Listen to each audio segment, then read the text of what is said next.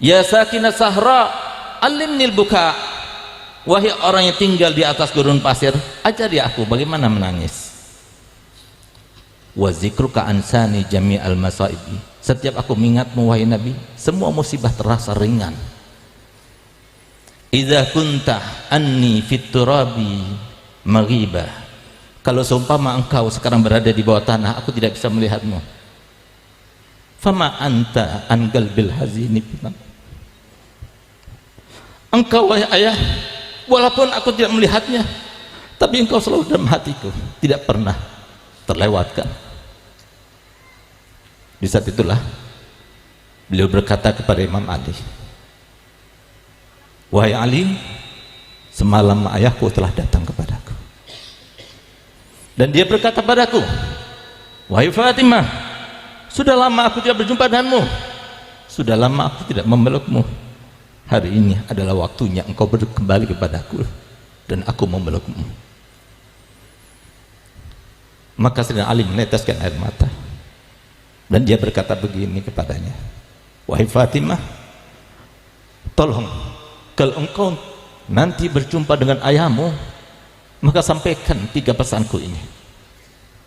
Pesan yang pertama, sampaikan salamku kepadanya dan beritahukan kepadanya bahwa aku rindu kepadanya. Pesan kedua, kalau engkau tidak ridho kepadaku, kalau engkau tidak puas kepadaku, karena aku adalah seorang yang miskin, tidak punya, jangan kau adukan kepada ayahmu. Yang ketiga, kalau nanti di padang mahsyar engkau melihat aku sedang ditarik oleh malaikat Zabaniyah, tolong selamatkan aku. Maka kemudian oleh Sayyidatina Fatimah dipeluknya Imam Ali, maka gantian Imam Ali diperdengarkan suaranya dengan Fatimah berkata, kalau begitu ya Ali, aku juga berpesan padamu 3 hal. Kalau nanti aku meninggal dunia, engkau yang memandikan aku sendiri, engkau yang mengkafani aku sendiri, dan engkau yang menguburkan aku sendiri. Nanti kalau aku meninggal dunia, ingatlah setiap orang yang dalam keadaan asing, tidak ada keluarga, ingatlah para yatim piatu, ingatlah mereka yang masih muda-muda itu yang perlu kasih sayang, ingatlah mereka sebagaimana engkau akan mengingatku nanti setelah aku meninggal. Yang ketiga, ketika engkau menguburkan aku, ambillah tasku itu, di dalam tas itu ada sebuah secari kertas, letakkan dalam kafanku, makamkan aku bersamanya. Sehingga Imam Ali berkata, apa yang tertulis dalam kertas itu wahai Fatimah? Rahasia, demi Allah aku mohon kepadamu, beritahukan kepadaku apa yang tertulis dalam kertas itu wahai Fatimah.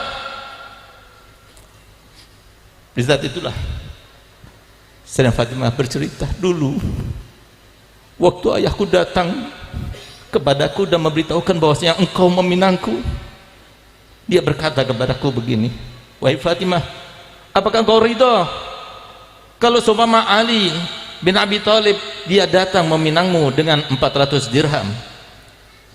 Aku katakan kepada ayahku, raditu aliyan walam ardo bil mahar, aku ridho dengan Ali, tak bekerja ridho dengan mahar. Sekelas aku cuma maharnya 400 dirham, aku tidak ridho ya Rasulullah. Saat itulah kemudian Jibril datang kepada Nabi Muhammad, katakan wahai Muhammad kepada Fatimah bahwasanya Allah telah berkata, surga terbaik dan semua isinya untuk Fatimah Zahra sebagai mahar Ali bin Abi Thalib untuk Sayyidah Fatimah. Apa kata Sayyidah Fatimah? Saya sampaikan Nabi Muhammad, la ardo, aku tidak ridho. Lalu kemudian Sayyidah Jibril berkata kepada Nabi Muhammad, tanyakan kepadanya apa yang dia minta. Maka kemudian Sayyidah Fatimah mengatakan, aku meminta maharku adalah syafaat untuk umatnya Nabi Muhammad sallallahu alaihi wasallam.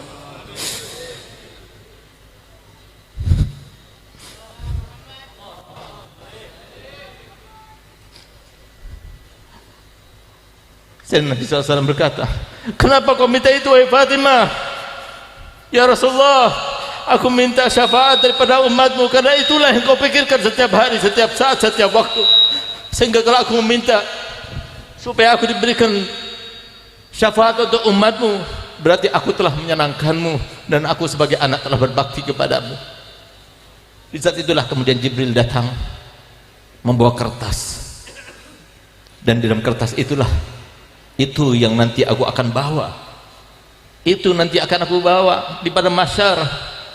Aku akan berkata kepada Allah Ta'ala, ini maharku ya Allah, berikan syafaat untuk seluruh umatnya Nabi Muhammad.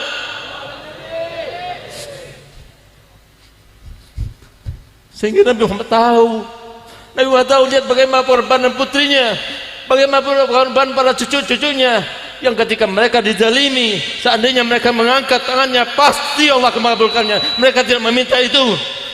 Sayyidina Husain radhiyallahu anhu warḍah, di saat beliau tinggal seorang, hanya bersama Sayyidina Ali Zainal Abidin, ketika melawan 3.000 orang lebih, beliau tidak gentar, tetap beliau bawa pisaunya, beliau bawa pedangnya di depan mereka. Tapi di saat beliau memandang mereka semuanya, beliau meneteskan air mata. Di mana air mata itu? Ketika menetes tampak kepada Sayyidatuna Zainab, saudaranya. Keluar Sayyidatuna Zainab, berlari dari kemahnya, mendekat pada Husain. Ya Husain, di depan mereka kau menangis. Engkau adalah anaknya Ali, engkau adalah anaknya Fatimah, engkau menangis di depan mereka. Engkau takut pada pedang mereka, engkau takut pada kematian. Maka Sayyidatuna Husain berkata, wahai adikku, demi Allah, aku tidak pernah takut kepada kematian, aku tidak pernah takut pada pedang-pedang mereka, tapi aku menangis karena aku melihat di wajah-wajah mereka, aku menampak kepada aku ya Allah, dari wajah-wajah mereka api neraka yang siap melahap mereka, karena mereka telah memerangi salah satu cucu daripada Nabi Muhammad SAW. Karenanya aku menangis. Kalau seumpama kematian tidak ada di dalam ketakutanku, demi Allah wahai Zainab, aku siap menghadap kepada kakekku, karena semalam aku bermimpi datukku Nabi Muhammad, dan dia berkata kepadaku, Husain, hari inilah waktunya engkau berbuka bersamaku di surga. Nabi Muhammad tahu kenapa cucunya itu begitu diingat-ingat. Uzakirukumullah fi ahli baiti, aku ingatkan kalian semua termasuk terkait dengan anak cucuku. Kenapa? Karena Nabi Muhammad tahu ketika datang iblis kepada Nabi Muhammad, lalu iblis itu berkata, aku datang kepadamu wahai Muhammad dan dalam keadaan terpaksa.